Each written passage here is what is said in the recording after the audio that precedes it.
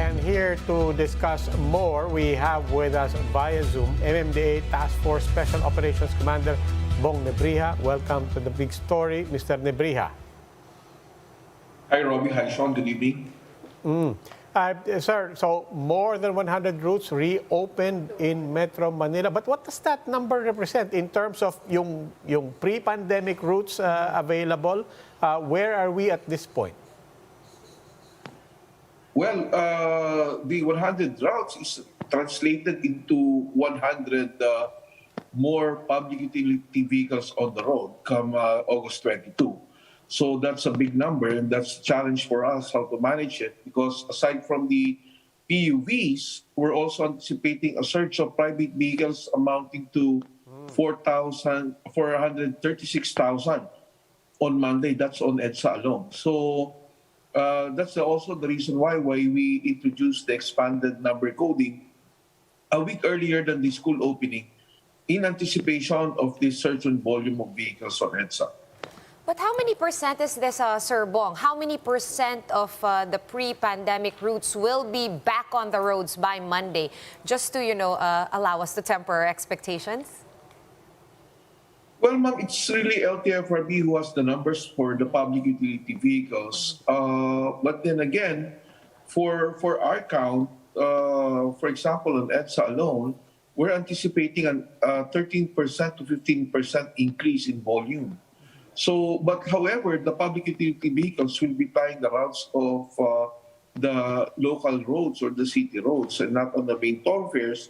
But then again, what the challenge here is, if this will bring congestion in the inner roads, it might spill over to the main thoroughfares as well. Sir, kanina po, may pinakita tayong eksena that notwithstanding the reopening of routes, parang wala pang pumipila. We would have expected, or at least we would have hoped, na the operators are lining up, if not trying to beat each other to the front of the line.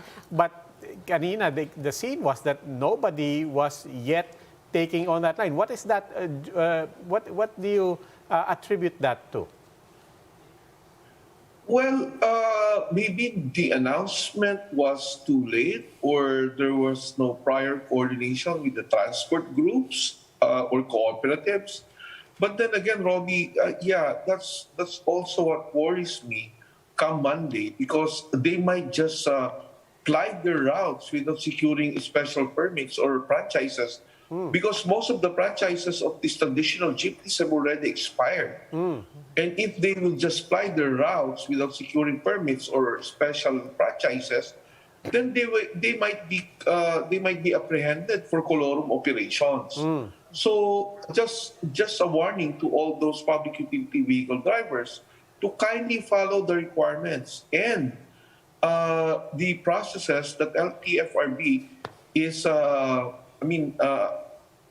announcing to all the public utility drivers, so that there will be no apprehension for any administrative violations such as colorum or out-of-line operations. We certainly understand and appreciate the call for people to do this the proper way, apply for the franchise, do it legally, so that you'll have everything para wala ring hassle. Yeah. But speaking of hassle, the reality is schools will reopen on Monday. We're expecting a lot of people. Should it come to that, na meron talagang magpunta sa lansangan na hindi pa kompleto ang papeles, what will be the direction to our enforcers, lalong-lalo na when we're talking about the first day of school, and hindi lang yung mga drivers, operators ang mahahassle, the riding public will be hassled. What will be the guidance and the direction to our law enforcers, at least in the first week of the opening of schools? To be honest with you, Robbie, the announcement to our agency also came in late. And what we were preparing for is manning the school zones. Actually, we will be detailing 581 enforcers to 146 public schools. And also, we will be busy in manning the main thoroughfares for implementation of the expanded number coding. So, and also managing the traffic all over Metro Manila. So we will be having our hands full come Monday. And I think for whatever apprehensions that needs to be done regarding the public utility vehicles, I think it will be the LTFRB, if not the LTO, who will take the lead on this, and maybe the local government units as well, because most of these routes are inner roads and not on main thoroughfares. Right, but at least with the MMDA, Sir Bong, you do have a mandate with the traffic enforcers. Have you added like more warm bodies to the road, or are you planning to add more warm bodies on the road for next week? Well, Sean, we cannot add any more enforcers. We are really our deployment is really thinly stretched right now, and that's the thing because we have so many taskings on our hands. First, the manning of the school zones, the deployment on main thoroughfares, the implementation of the expanded number coding, among other things. So really, we're thinly stretched right now as far as our deployment is concerned. I think usually, Robbie, when it comes to the opening of school or just school days in general, illegal parking or obstruction, those are the top violations that are committed. I live in between 4 big schools, so I know this, and I notice the traffic has started to pile up. Do you have a directive for your enforcers to start ticketing these illegal parkers?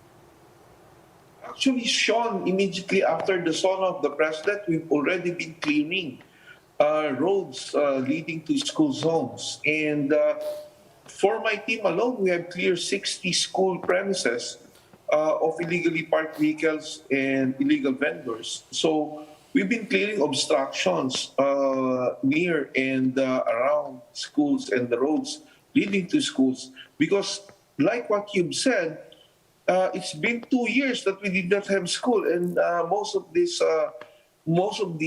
facades and frontage of the schools have been literally converted into parking spaces. And we do not want to have that during the opening of classes because we do not want to inconvenience, first, the parents who will be dropping off and picking up their kids. And secondly, those motorists who will just be passing by on these roads and really do not have any business on the school premises. Okay, maraming salamat po MMDA Task Force Special Operations Commander Bong Nebrija.